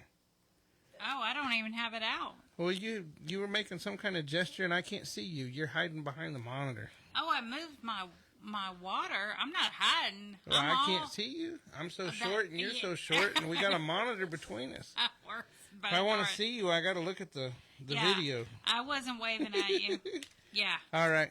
Well, you guys stay tuned for Damage Control. It's coming up with Skyla, Dawn, and DJ Chill. And, man, y'all have a good weekend. Have a happy Father's Day. And, man, try and stay dry and cool. Have a great weekend.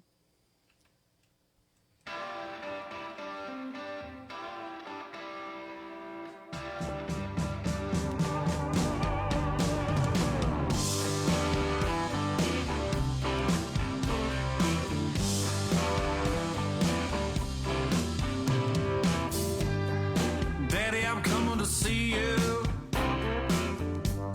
at visiting hours next week.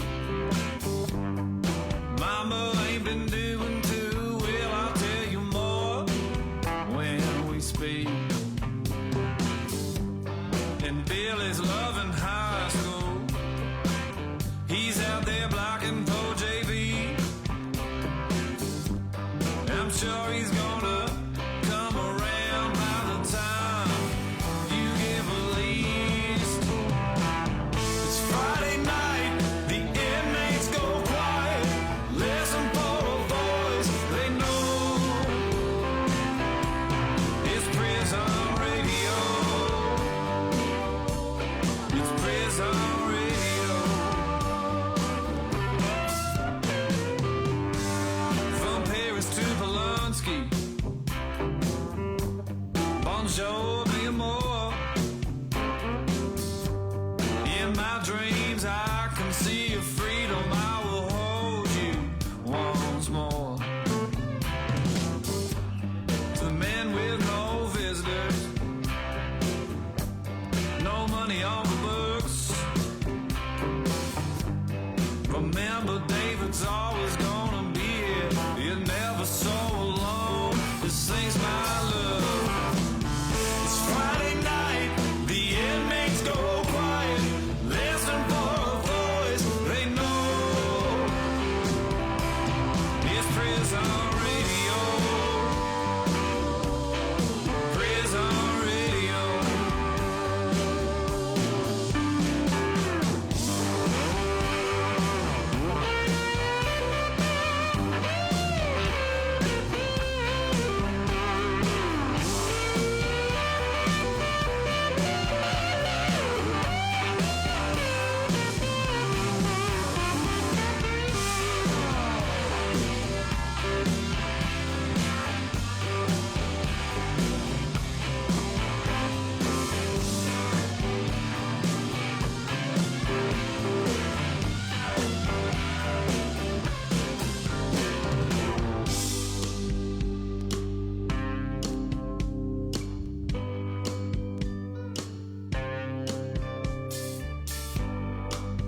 And to all the laughers, the men sitting on the road, try to keep your heads up. You ain't deep if you got hope.